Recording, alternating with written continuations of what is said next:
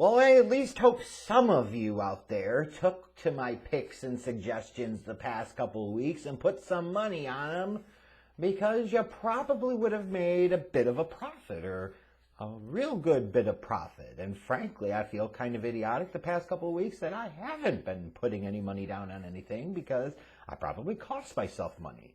And of course, this week, if I choose to do so, will be the week that I have a bad week, and it'll be back to Jeff as usual. But for the second straight week, had a really good week in terms of my picks. I was 12-4 picking the winners straight up and 12-4 against the spread. I do that every week. You feel like a freaking genius, and certainly going to make some money at this thing. So season to date, picking the winners straight up, 41-23 versus the spread, 39-25. I will tell you, looking at this week, I certainly don't think that the results are going to be the same. You just call that a feeling. It rides and ebbs and flows, you know what I mean? But nonetheless, I hope some of you took some of my suggestions and my picks the past couple of weeks and made yourself some money. If you didn't, I wouldn't get too eager about following my suggestions this week. That's all I'm saying. But nonetheless, we're here. Let's talk about my Week 5 NFL picks. Thursday night, of course, I got it wrong. And frankly, everything about that Colts-Broncos game was just wrong. That was bad. And the fact that crap fest, that train wreck, went to overtime, America really deserved that. But I really thought the Broncos were going to have a bit of a bounce back against a bad Colts team, but it's also underestimating just how bad the Broncos were. This is a big reason why I wanted the Bears to have no part of the Russell Wilson deal, because when a guy is supposedly a franchise quarterback, teams aren't very eager or very willing to trade them. And when they are, you have to ask why. And I think Broncos fans, especially now through 5 games, are finding out some reasons why Russell Wilson was available via trade and why the Seahawks did not want to make the significant financial investment in him. You're seeing some of that.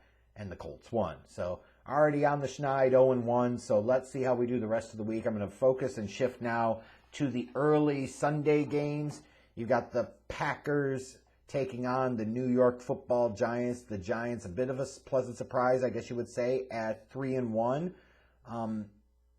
Now, do they get advantages because they had to take on crappy teams like the Bears? Sure, but Brian Daboll has those guys playing probably to their maximum potential. And those are the types of teams that scare you, because you might have more talent than them, but they're well coached, they play hard, they scheme opportunities for themselves offensively. Those are the types of teams that could jump up and surprise you a little bit.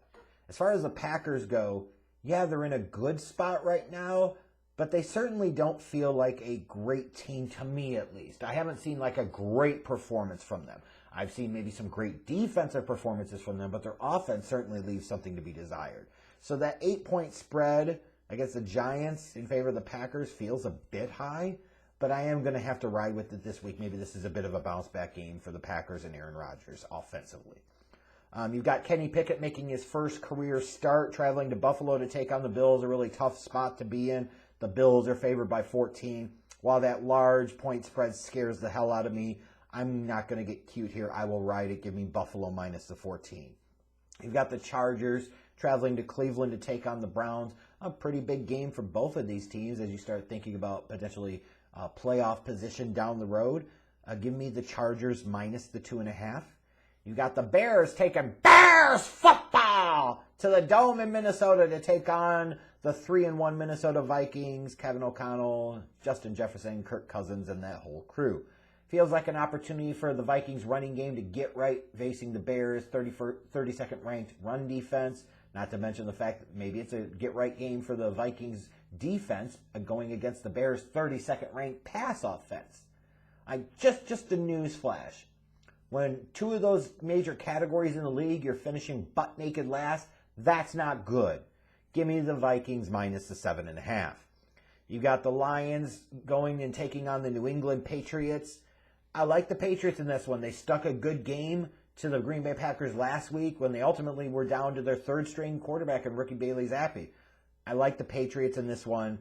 Give me New England minus the 3. Maybe Matt Patricia will get some revenge on the Detroit Lions. Oh, Christ almighty. You got the Seahawks traveling to the Saints.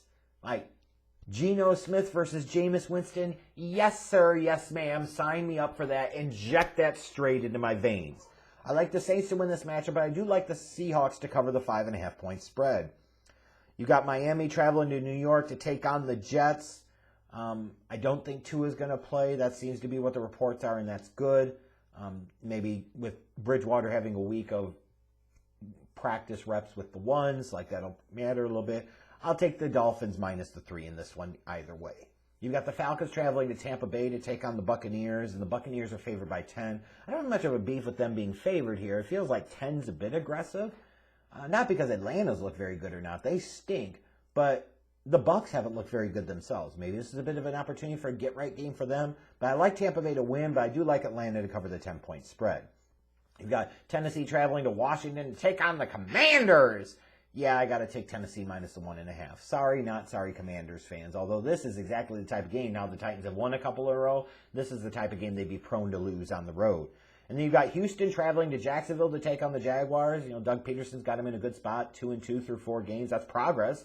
It's tied for the lead in the division right now. Meanwhile, Houston's still looking for their first official win of the season. And I think it's going to come this week. They're going to get it. Yeah, I'm going to roll with Lovey. We're 10-2 with Rex as our quarterback. Davis Mills is our quarterback, guys. Give me the Houston Texans in an upset to win plus the 7. Transitioning over to the late Sunday games, you got San Francisco traveling to Carolina to take on Matt Fool, F-O-O-L, and the Carolina Panthers with Baker Mayfield at the helm. Oh, what a battle of middling quarterback play we're going to have, right? Jimmy G versus Baker Mayfield.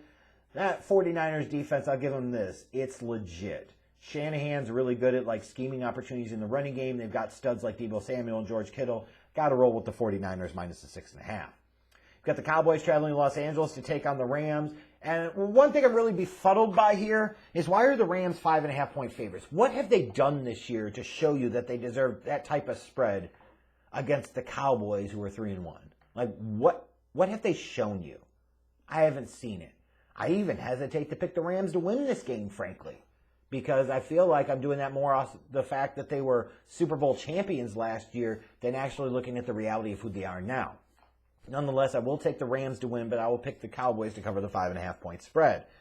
And then you've got Philadelphia, the lone remaining undefeated team in the NFL, traveling to Arizona to take on who was last year's lone remaining undefeated team in the Arizona Cardinals.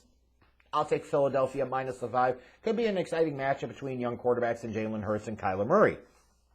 Switching over to the Sunday night game, you've got an AFC North matchup. This feels like a big one, too. Cincinnati Bengals traveling to Baltimore to take on the Ravens. It's Joe Burrow versus Lamar Jackson in prime time.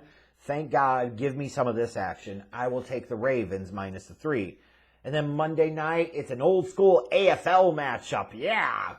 AFC West action. The Las Vegas Raiders coming off of their first win of the season last week against the Denver Broncos, traveling to Kansas City to take on the Chiefs, who are fresh off of beating the brakes off of the Buccaneers on Sunday night. I will take the Chiefs minus the 7 to close out the week, although the Monday night games can get a little squirrely sometimes. So those are my picks for week number 5. Feel free to go against me in the comments with your own picks. I look forward to seeing what you guys come up with. We'll see what happens this weekend. I'm out.